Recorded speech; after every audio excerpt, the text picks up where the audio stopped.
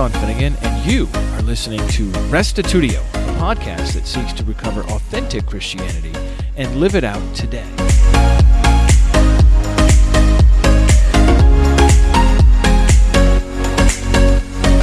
In our last episode, Dr. Jerry Wierwille led us through a contextual overview of Hebrews 1 and 2 in order to situate verses 10 through 12. Today, we'll consider 7 interpretations of Hebrews 1, 10 through 12, including, number 1, the Father as referent. Number 2, Jesus as creator of Genesis creation. Number 3, Jesus as the creator of a figurative heaven and earth, referring to a political institution. Number 4, Jesus as the creator of a figurative heaven and earth, referring to the Mosaic order. Number 5, Jesus as creator of heaven and earth for the millennial kingdom.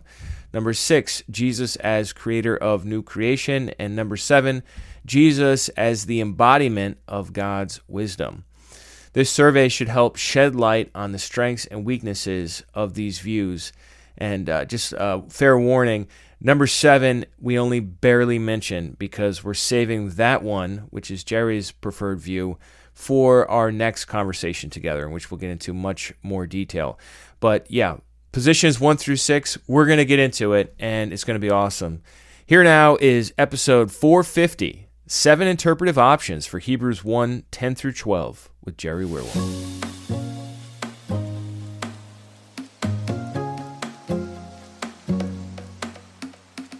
Welcome, Jerry Wierwille. So glad to talk with you today about this important topic of Hebrews chapter 1. Really excited about that. Thanks, Sean. I'm happy to be here. Looking forward to getting into it. Last time I played out your presentation from the UCA conference 2021, and your focus there was primarily on intertextuality and interpretation, setting up the overall context for Hebrews 1, 10 through 12. Did you want to mention anything about that before we dive into interpretive options for Hebrews 1, 10 through 12? Just to reiterate maybe the major premises that I think that the Catena verses 5 through 13 as a unit is extremely important, and I use that as a basis for my approach as to why I argue that verses 10 through 12 has to be referring to Jesus as the Son, the exalted Davidic Messiah King who God appointed and who has inherited a name that is greater than the angels. And I think also this idea of enthronement that we draw in from Psalm 8 in chapter 2, where it's referenced, that really sort of is what flavors the entire argument of the author of Hebrews, that the whole point of the Catena is showing from a series of scriptural quotations, 7 Old Testament citations, the way that Jesus is now superior to the angels. And so whatever we think about the citations in the Catena, they have to be lending to the author's argument of showing Jesus as now being higher than the angels. So the point of the whole exercise here is the superiority of Jesus. And that's something that carries through the rest of the book, right? Yeah, it really is. I mean, show Jesus being superior in several different ways to the old Mosaic order, the old covenant, the old priesthood, and many things that point toward the new creation being everything that's better than what currently is. Mm-hmm. And the thing about Hebrews chapter 1, verses 10 through 12, and it identifying Jesus as being superior, is that there's a number of different ways that you can see that argument actually playing out. And so I think that what we can do here is go through a couple of different interpretive options for how is Jesus greater than the angels by using Psalm 102. Okay, so let me go ahead and read out Hebrews 1, 10 through 12. And then what I've got here is a list of no less than 7 interpretive options.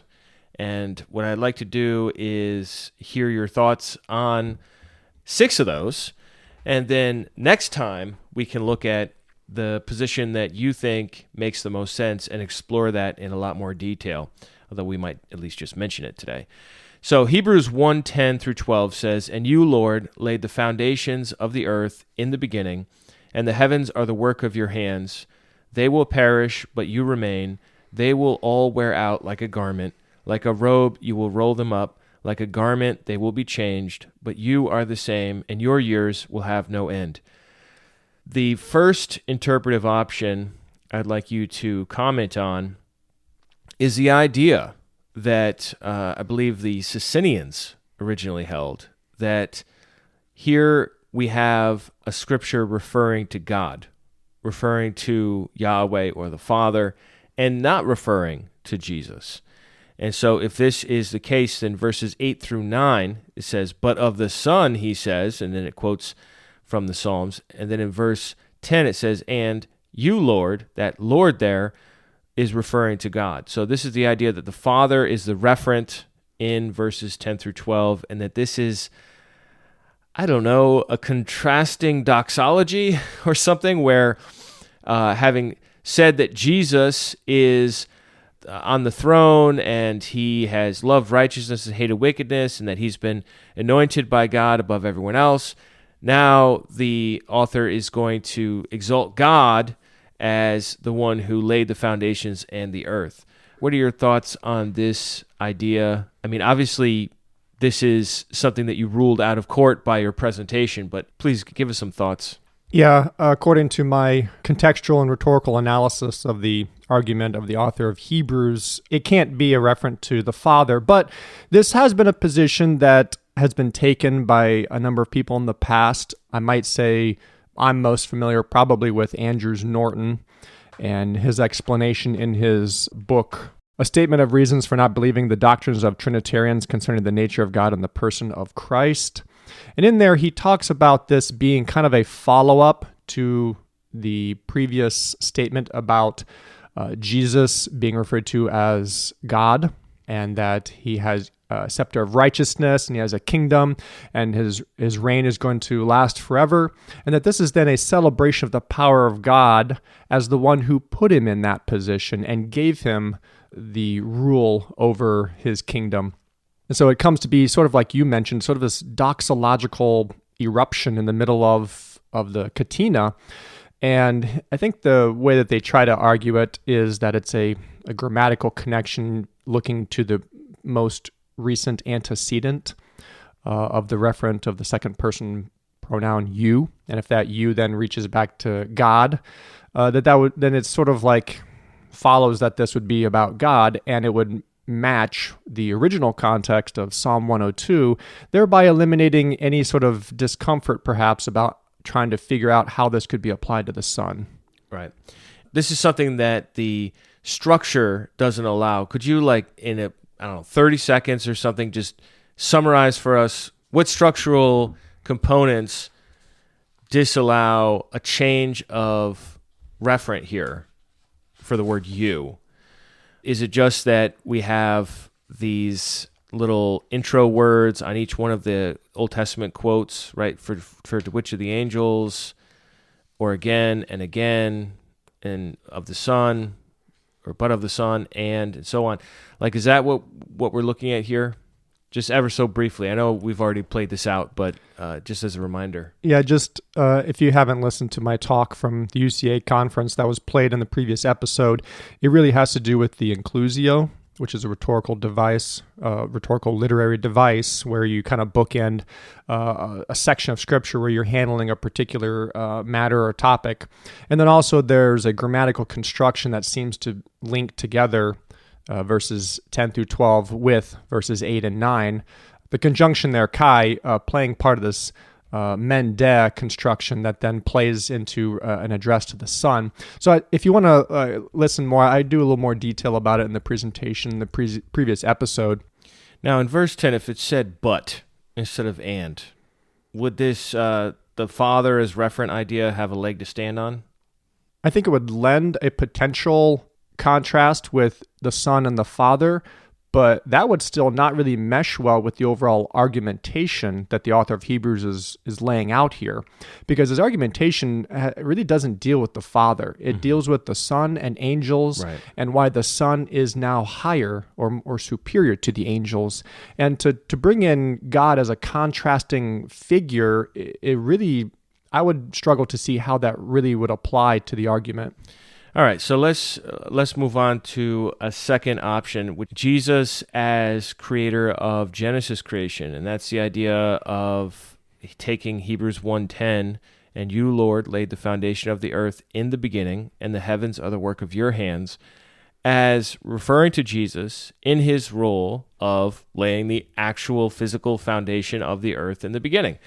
How would you comment on that position, which obviously is the most popular among Christian scholars? Yeah, this is the mainstream traditional Christian interpretation of this passage.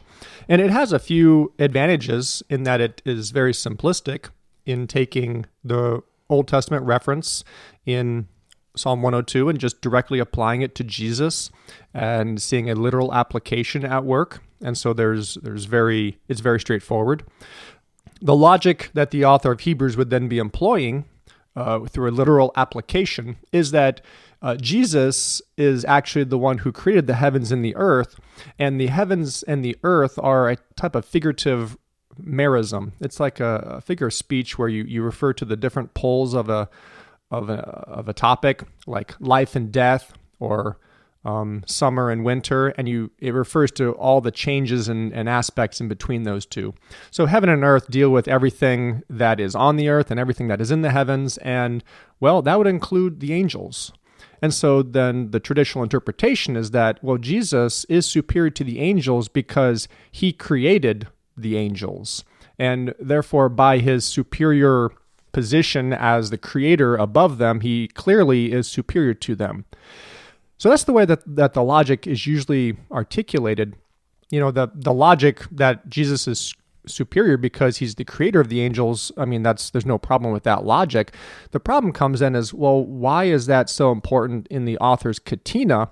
And if that really was the kind of trump card, well, you don't need a katina. You just need one verse. Right. And secondly, if that was the point in Psalm 102, as it's quoted in verse 10 in Hebrews 1, you don't have to have three verses. You just have to have, you, Lord, Jesus, you created the heavens and the earth.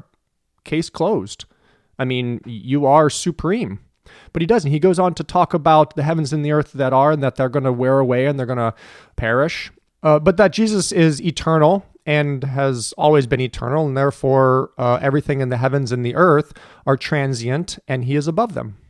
Okay. So you're saying that it's too overpowered, or as my kids would say, it's OP.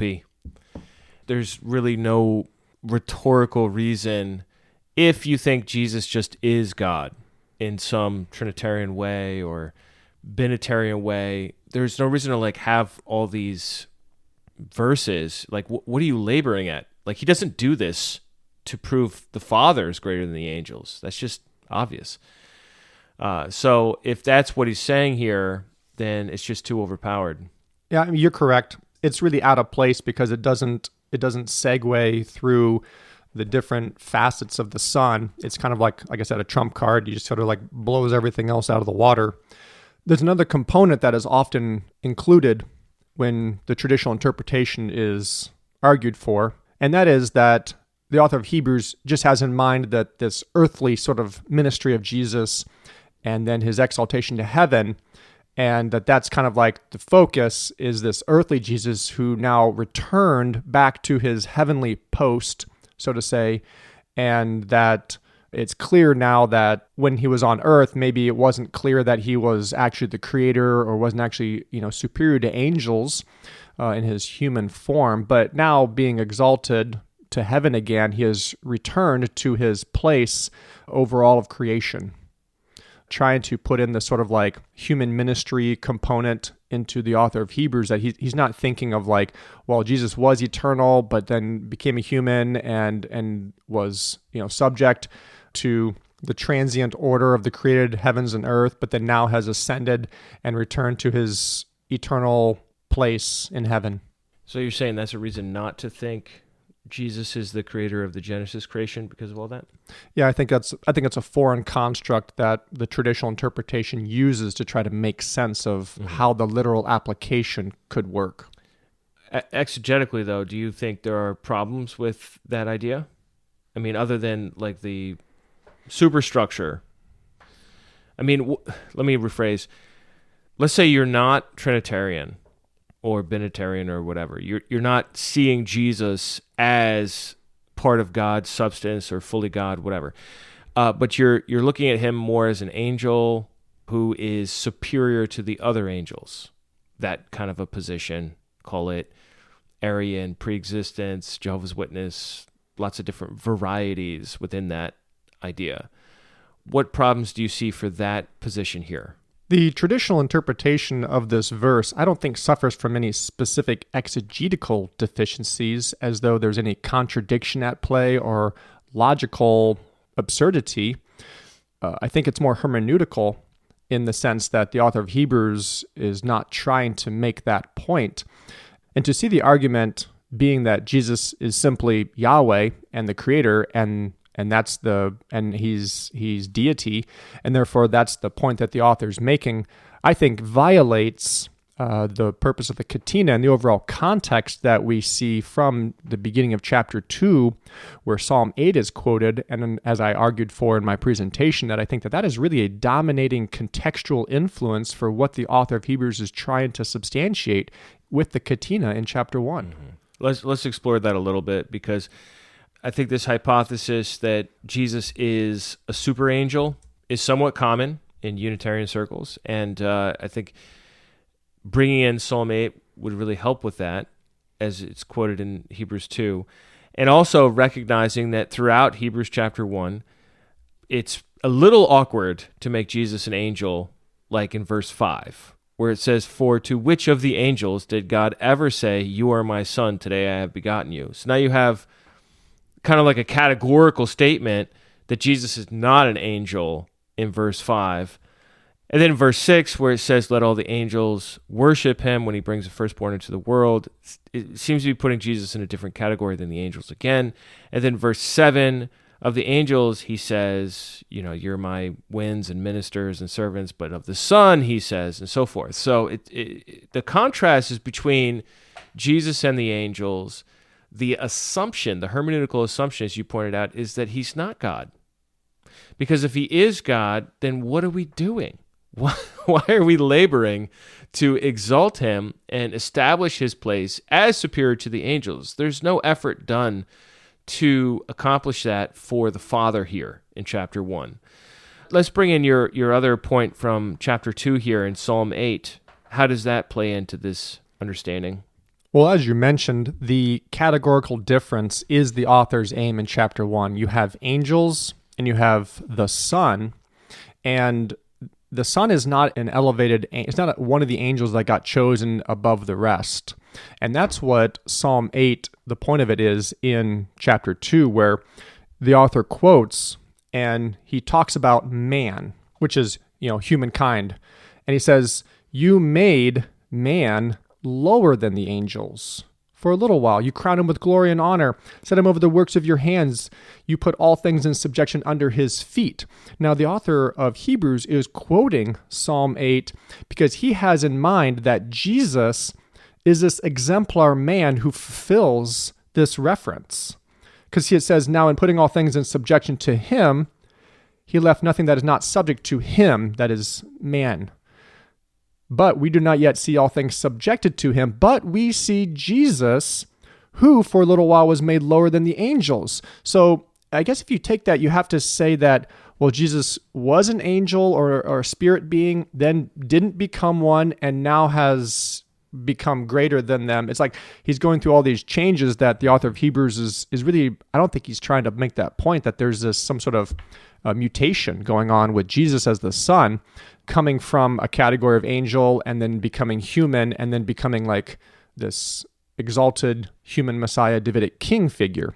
Yeah. I mean, it's interesting that verse 5 here in chapter 2 says, "For it was not to angels that God subjected the world to come." So that's a very significant statement, in that we know, and this is the obvious point, that he has subjected the world to come to Jesus, right? That he is going to play this exalted ruling role in the world to come. And so if it turns out, well, he is just a transformed angel, then once again, it violates the whole line of reasoning here. like you just mentioned. You have like the super angel who, however that happened, created all of reality, or through whom God created all of reality. Call this the Son of God version of the angels or something, an exalted spirit being. I'm struggling here with my language a little bit because I want to be charitable to those who hold this position and not present a straw man here. But you have this overpowered angel through whom God creates the universe, who then transforms into a human, presumably no longer an angel, presumably a full human being. And because he becomes a full human being, he's able to activate Psalm 8. In other words, be for a little while lower than the angels, but then eventually have everything put under subjection to him. And then he ascends back into heaven to resume his super exalted right hand of God position. It just seems a little... Yeah, I think for that to work, you'd have to convince me that there's some sort of crypto-docetism at play that I'm just at a loss to see where that is. Yeah. Yeah, or maybe if you had like a really developed dual natures view, then you could work it out.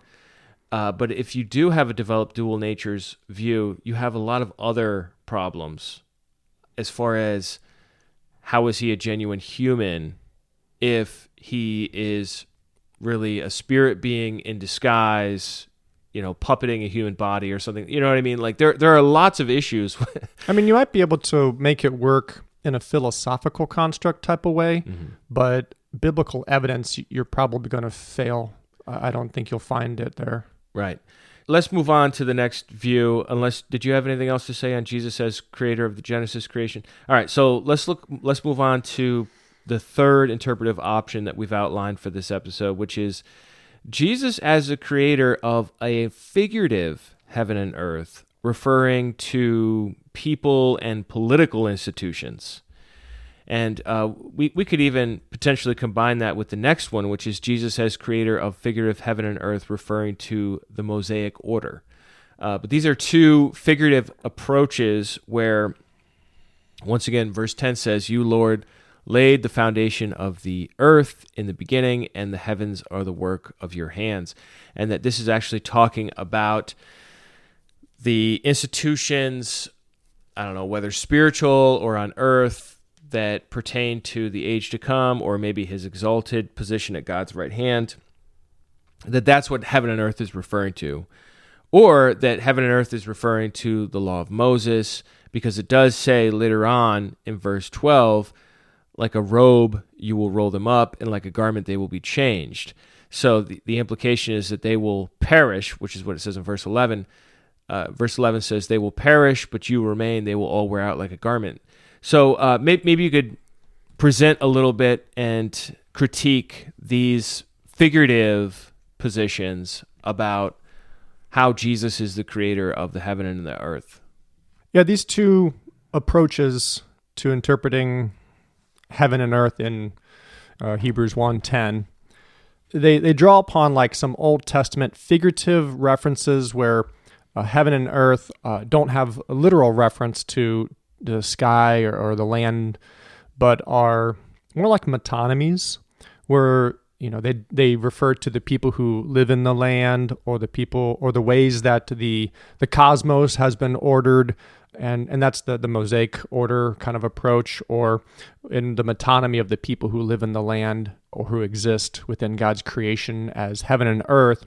That'd be like referring to the Palestinian socio-political order, referring to the people and the institutions that are currently set there.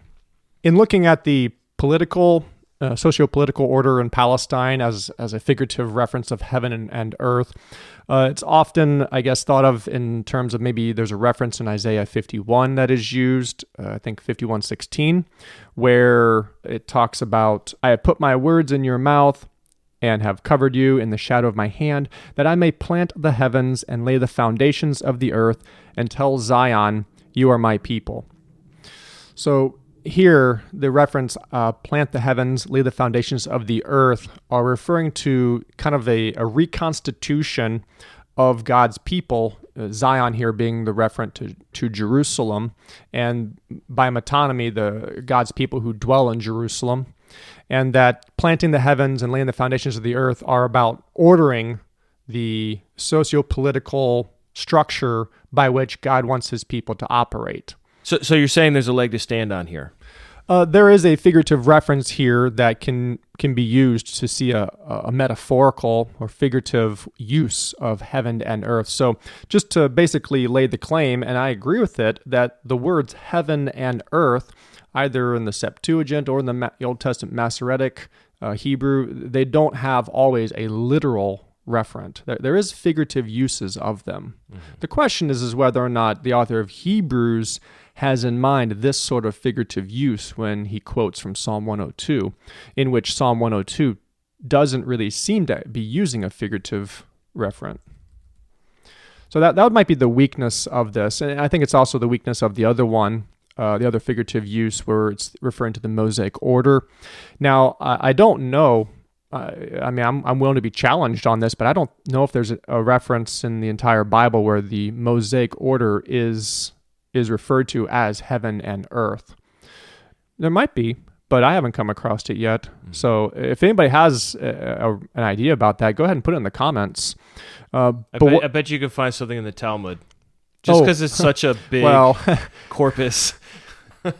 Yeah, maybe the Talmud, or even in the Mishnah, perhaps, that you'd have some Jewish rabbi who would see a figurative way of explaining that.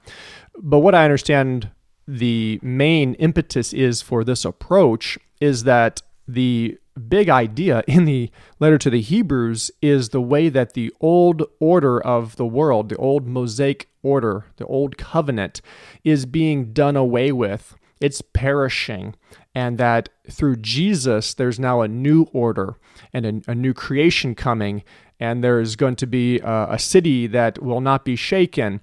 And so this huge dualistic contrast, almost dichotomy between the Mosaic order and the order of the age to come is really a huge theme in the letter to the Hebrews. And so the figurative reference here would be, okay, well, let's look at what does the author of Hebrews talk about that is going to be perishing and what is going to be remaining. And, well, he goes to great lengths in the rest of the letter to explain that the old order is fading away. It's gone. Yeah. And the new order is coming, and it's going to stay. And so you have like this temporariness of the Mosaic order, but permanence of the age to come. And so it's kind of a conceptual framework, I think, that is applied to verse 10 in chapter 1 in order to maybe see heaven and earth as a representation of the Mosaic order. You know, what's so challenging about these two figurative approaches is that in verses 10 through 12 of Hebrews 1, we don't have any kind of explanation following the quotation. You know, as you've pointed out before, these are just a string of quotes, and the only purpose that we're given is to argue the point that Jesus is superior to the angels. Like, if right after verse 12 it said something like something about Zion or Jerusalem or the kingdom of God, whatever, then you could say, oh, well, this is a metonymy where the heavens and the earth are talking about rulership and political institutions. Or if it said something about, and so Moses is fading away and Jesus is the same yesterday and today and forever, which is something he could say. He does say that somewhere else. So, but there's nothing. It just goes right on to the next verse, which is, and to which of the angels did he ever say, sit at my right hand until I make your enemies a footstool for your feet, which is verse 13. So in the absence of any kind of explicit clues, exegetical clues in the text that indicate we're talking about something figurative here, we are begging the question to assert this kind of figurative position with respect to political institutions or the Mosaic order. A further point, and I want to get your thoughts on this, Jerry, with the Mosaic order, if the Mosaic system, the Torah, the Old Covenant, is what we're talking about as Jesus laying the foundation of the earth in the beginning, that doesn't really help anybody, right? I mean, now you have Jesus on Mount Zion giving the law, and then, this whole order is going to perish, but you will remain. From a position of somebody who doesn't affirm pre-existence, calling Jesus the one who established the Mosaic order it's not solving any problems for anyone, and it's creating new problems. Yeah, it still suffers from the temporal problem that the interpretation of Jesus being the creator of the heavens and earth does. I mean, any type of actual literal application of a function of Jesus performing in the past is going to suffer from that. Mm-hmm. Yeah, and in chapter 2, the big point is that the law was given by angels. And he makes the point that, well, the new covenant is superior to the old covenant because it's mediated by a son. And, Psalm 8, humans, as it turns out, are actually superior to angels, although right now that's not the case, but that's our destiny, is to be superior. So I don't think that would work either. Anything else on these two figurative approaches, Jerry, that before we go on to look at the millennial idea? There is another reference in Isaiah where heaven and earth can be used figuratively. I think there's a parallelism in Isaiah chapter 1, where heaven and earth seem to correspond to the rulers of Sodom and the people of Gomorrah, which is just another instance of the metonymy where heaven and earth are used to refer to those that exist within it, and particularly the people, a certain people group here is being referred to in a one geographical location. So it's not like universally applicable to everything, but it's just like in heaven and earth, there are these people, and it's specified through the Hebrew parallelism to be the rulers of Sodom and the people of Gomorrah. So there are times also when heaven and earth are personified in the Old Testament. So I just want to really kind of like maybe hit home that there are legitimate figurative uses of heaven and earth. Yeah, so your point then is that the laying down of the foundation of heaven and earth the heaven and earth there doesn't necessarily mean Genesis creation, but my question and my point earlier, I think, still stands, which is that the text needs to give you some sort of clue that there's a metaphorical understanding here. Would you agree with that or no? Yeah, I think that whenever you try to presuppose a figurative referent, it's always best to have some conceptual link or some indicator. Otherwise, it's really kind of just ad hoc. Mm-hmm. It's sort of like, well, this could be one way to take it, but there's no anchor in the text to actually point me in that direction. I rule out other interpretations for various reasons. Therefore, I end up with this one. Mm-hmm.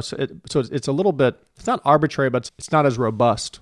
Right. All right, let's move on to Jesus as the creator of new heaven and earth for the millennial kingdom. And the way this idea works is we have you, Lord, laid the foundation of the earth in the new beginning, right? And so this is actually not looking back at the past, but looking forward at the future, saying that Jesus is going to establish this new world.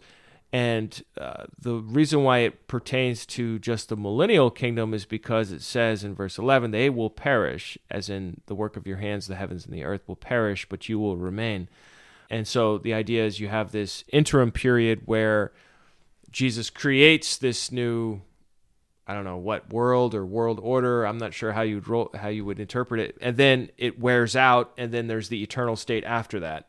Is that summarizing it correctly, or what would you say?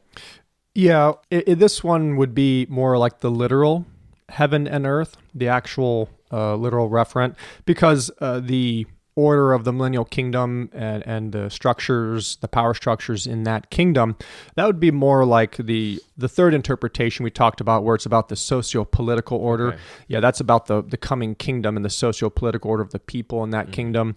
But this particular interpretation would be more about the actual, there's like some sort of a interim heaven and earth in the millennial physical kingdom. Yeah. Okay. Like there's going to be a changing of the cosmos into this period where Jesus is reigning from the throne of David during the millennium, and that there's a special heaven and earth referent to that particular time period, and I guess you could say geospatial existence. And it's temporary because the millennial kingdom is a temporary period, and that it's going to eventually wear out and be replaced by the eternal new creation that is going to be unchanging. Well, one scenario is you have the fire of 2 Peter 3, and some people are going to put that before the millennium, as it begins. Other people are going to put it after the millennium, but prior to the eternal state. And you also have the rebellion of Satan and whatnot in Revelation chapter 20. So, I mean, there are enough pieces on the board to work with that you could say, the current world gets destroyed. You have a new creation for the millennial age, and then that gets destroyed, and then you have a final creation. I mean, it all seems rather Hollywood and apocalyptic to me, but that, I think there are enough pieces on the board for you to generate a scenario that would justify this. That the author of Hebrews has this in mind, however, is a whole nother question. Yeah, if you see the destruction of the heaven and earth that is mentioned in Hebrews 1:10 and through 12, that's being rolled up like a garment and perishing, if you view that as the heaven and earth that is like currently in existence or is going to be in existence in the millennial kingdom, they both will have an end, as you mentioned. There are other passages that talk about the heavens and the earth kind of transforming or the elements dissolving with fire and things like that. So there are ways to see there is an end to a heaven and earth before the final one. I think the question that comes up is, should we view the millennial kingdom as having its own heaven and earth? Or should we view somehow the current heaven and earth being the referent and then it being done away with in the millennial kingdom or in the final new creation? That's the question of whether or not the author of Hebrews is trying to point to those realities.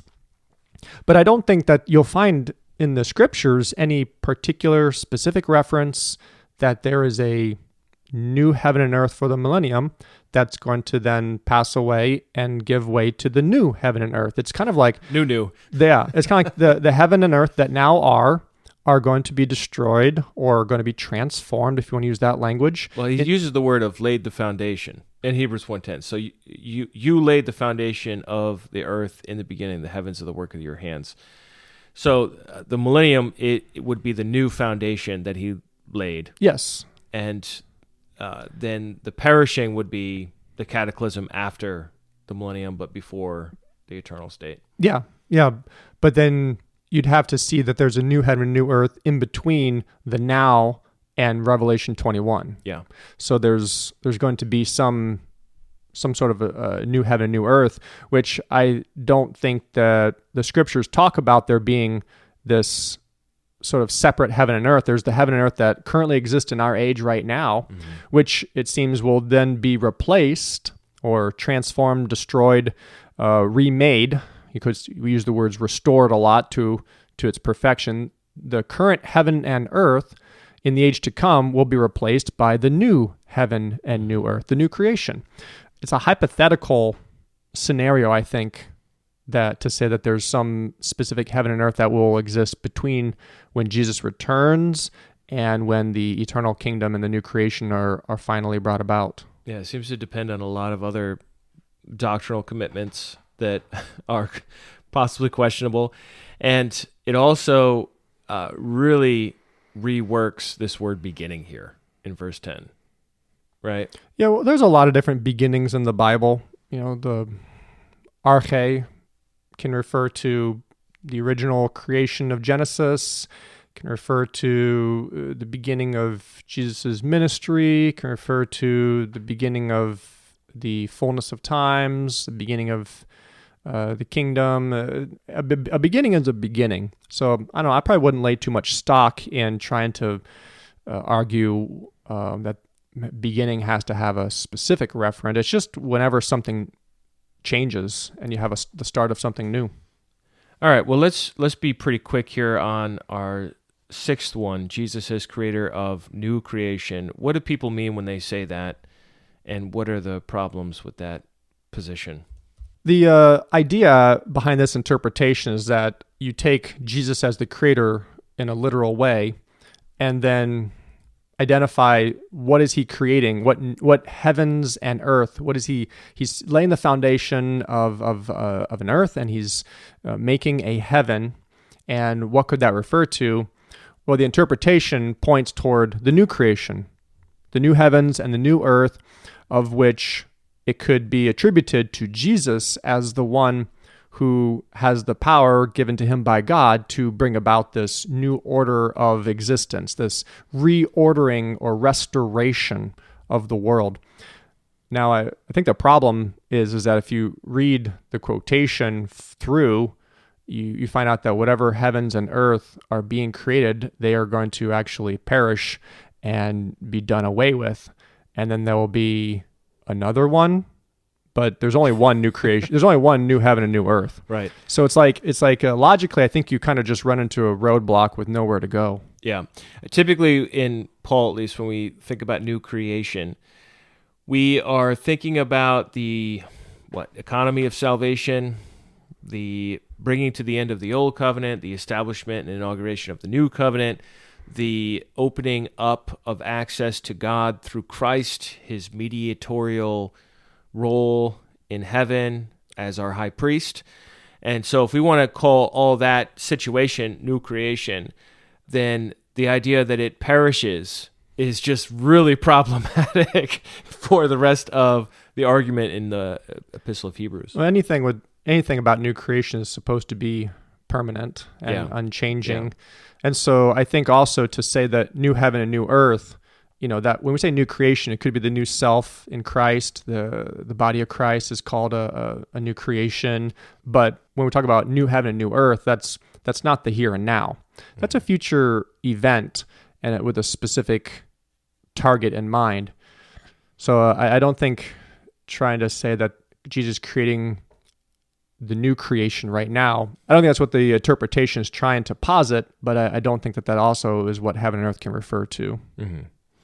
All right, so just ever so briefly, dangle before us your own position in a very short way, and then we'll come back to it next week and explore it in detail. The seventh interpretive option, and these aren't the only interpretive options that exist. We're just covering some of the major ones that I have come across in years of studying this passage. Mine, in this seventh version, is that I'm going to entitle it Jesus as the embodiment of God's wisdom.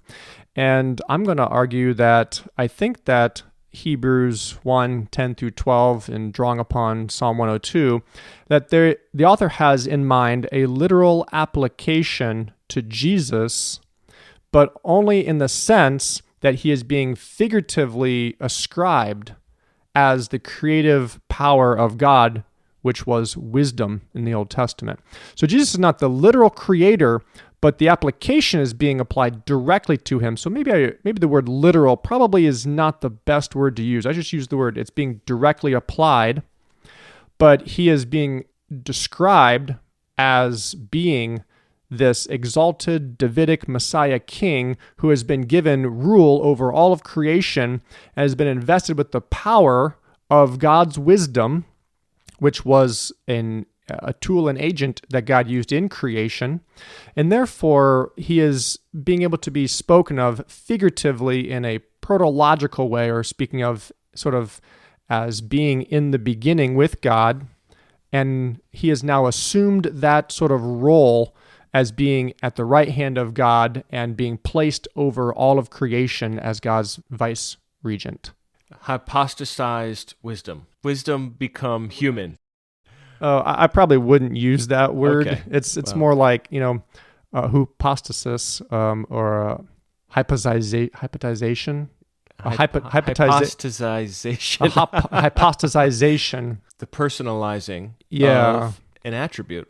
It's either an actual or you could say an incarnation. It's about wisdom itself becoming something. Becoming a person. Yeah. Whereas wisdom is not a person. Wisdom is a way of talking about a faculty and an aspect of God. And so to use that word, it would be kind of implying that Jesus is somehow a part of God now become a human, which would lead us into an incarnational type of view. Yeah, but not an incarnation of God, but of his attribute of wisdom. Yes, but still a part of who he is. Well, we'll have to leave it there for today, and we'll come back next time and explore this wisdom Christology point of view some more. Thanks for talking with me today, Jerry. Yep, my pleasure.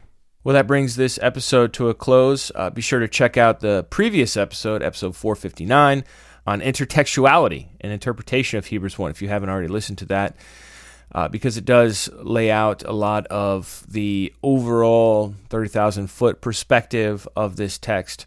And we didn't really get into one too much in this presentation, the Father as a referent, because Jerry had covered that thoroughly in his contextual presentation previously. So check that out if you haven't. If you would like to leave a comment or question or suggest another position that we did not cover, I would love to hear your thoughts. Come on over to restitutio.org and find episode 450, 7 interpretive options for Hebrews 1, 10 through 12, and leave your feedback there. That's it for me for this week, everybody. We'll catch you next week for part 3, where we'll get into the whole idea of protological wisdom Christology. Ooh, that sounds good, huh? So stay tuned for that. Thanks for listening. If you'd like to support us, you can do that at restitutio.org. And remember, the truth has nothing to fear.